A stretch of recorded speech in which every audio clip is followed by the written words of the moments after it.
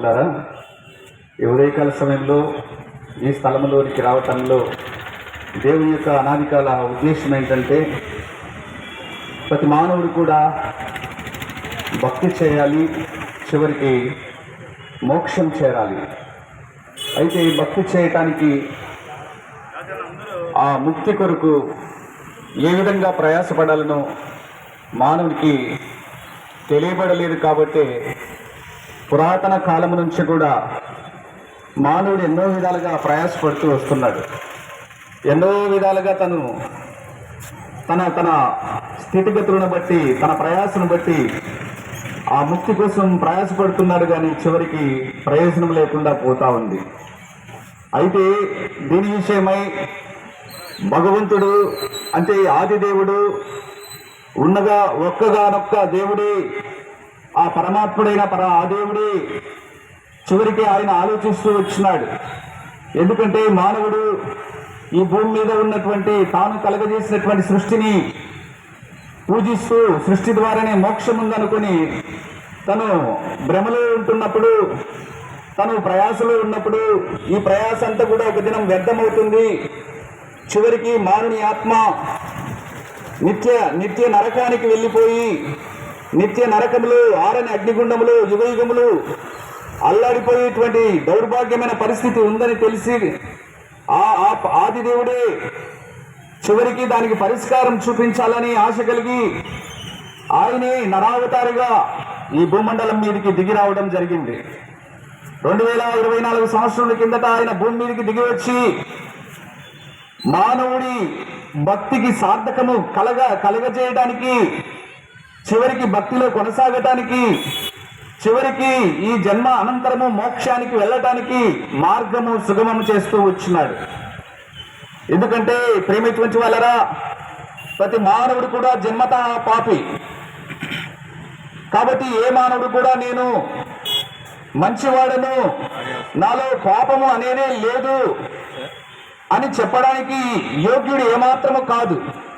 అందుకే ఏ భేదమును లేదు, అందరూ పాపము చేసి దేవుడు అనుగ్రహించి మహిమను పొందలేకపోవచ్చున్నాడని సెలవిస్తా ఉంది.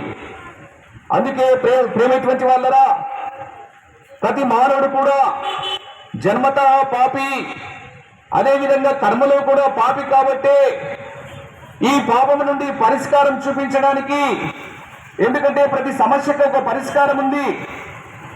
అందుకే అయితే పాపములకు పరిష్కారం చూపించడానికి ఎంతో మంది మహానుభావులు భూమి మీదకి వచ్చినారు, కానీ వారైతే శాశ్వతమైన పరిష్కారం చూపించలేకుండా వారేదో తాత్కాలికమైనటువంటి పరిస్థితులను కల్పించి వెళ్ళిపోతా వచ్చినారు.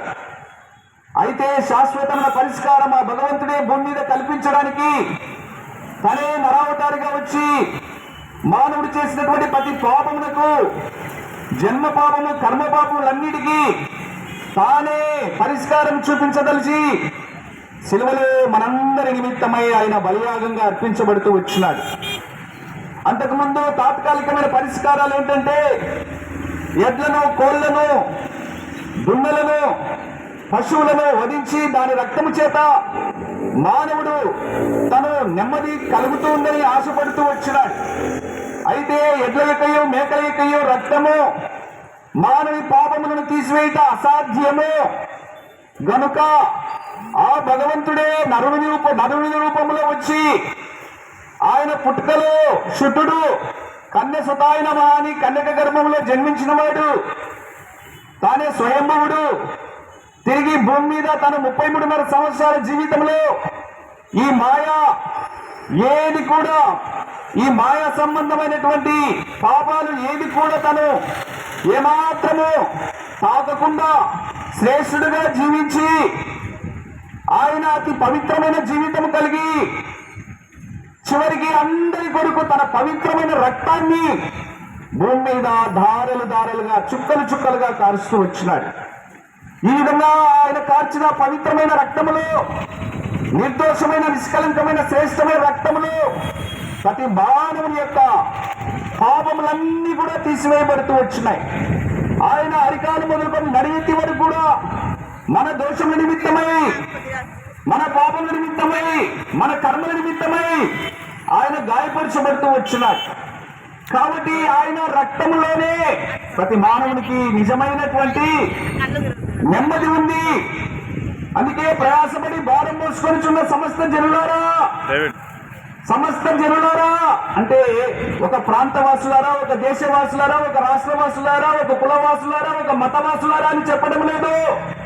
సమస్త జనులారా, ఏ సహోదరుడా సహోదరి, కావచ్చు నీవు కూడా ఈ ఉదయకాల సమయంలో నేను చేసిన కర్మలకు శాంతి కలగకపోతే నేను మోక్షానికి ఎలా వెళ్ళగలను అని ప్రశ్న వేసుకొని నీ కర్మలకు నిజమైన శాంతి ప్రభు అయిన యేసుక్రీస్తు యొక్క రక్తములో ఉన్నదని గ్రహించి ఆయన రక్తం నందలి విశ్వాసం ఉంచి నీవు నీ ఆత్మను శాంతి చేసుకొని ఈ జన్మ తదనంతరము మోక్షానికి సంతోషంగా నీ ఆత్మ జీవిని సాగనంపితే ఆత్మ ఎంతో సంతోషిస్తుంది. ఈ బొమ్మల మీద నువ్వు కోరుకున్నవన్నీ కూడా దేహ సౌఖ్యాలు, దేహ సంబంధమైన భ్రాంతులన్నీ కూడా ఒక దినాన అన్ని కూడా వదిలిపెట్టవలసి వస్తుంది. చివరికి ఆత్మను నిత్య నరకానికి పంపిస్తే ఒక మాట బైబిల్ గ్రంథంలో రాయబడి ఉంది, ఒకడు సర్వలోకమును సంపాదించుకొని ఈ సర్వలోకములు అన్నిటిని అనుభవించి దేహ సౌఖ్యాలన్నిటిని అనుభవించి చివరికి ఆత్మకు సౌఖ్యం లేకుండా, ఆత్మకు నెమ్మదినిచ్చే స్థలం లేకుండా, మోక్షానికి వెళ్లకుండా నరకానికి వెళ్ళిపోతే ఏం ప్రయోజనం? అందుకే ప్రియ సహోదరుడా, ఈ ఉదయకాల సమయంలో నిజమైన ఆత్మశాంతి ప్రభువైన యేసుక్రీస్తులో ఉన్నదని గ్రహించి ఆయనను నీ యొక్క ఆత్మశాంతి కొరకై బలిదానముగా ఎంచబడినాడని గ్రహించి ఆయన రక్తమునందరి విశ్వాసం ఉంచి నీవు తక్షణమే మోక్షానికి అర్హుడవు కావాలని, నీ ఆత్మను సౌఖ్యమైన స్థానములో నిత్యము నిరంతరం ఉండేటువంటి దేవుడి నివాసం చేసే స్థానములో, ఆ మోక్ష స్థానములో ఉంచుకోవాలని ఈ ఉదయకాల సమయంలో దేవుడు ఈ భాగముల మధ్య నీతో మాట్లాడుతున్నాడు. దేవుడు భాగము దీవించి ఆశీర్వదించును గాక. నేను మా తండ్రి పరిశుద్ధ దేవ స్థలంలో మీకు సహాయం చేస్తున్న ప్రేమిస్తున్నాను. మా అందరి పాపల కొరకై మీ ప్రియకుమార్ని యేసు ప్రభుని లోకానికి పంపించారు. ఆయన రక్తం ద్వారా, యేసు రక్తం ద్వారా ప్రతి పాపను మమ్మల్ని కడుగుతుంది. గొప్ప రక్షణ ఇచ్చినారు. ఎవరు ఈ యొక్క రక్షణ పొందలేదో విశ్వాసంతో పొందలకు సహాయం చేయండి. వాక్యం దీవించండి. యేసు నామమున ప్రార్థిస్తున్నాం తండ్రి. ఆమేన్.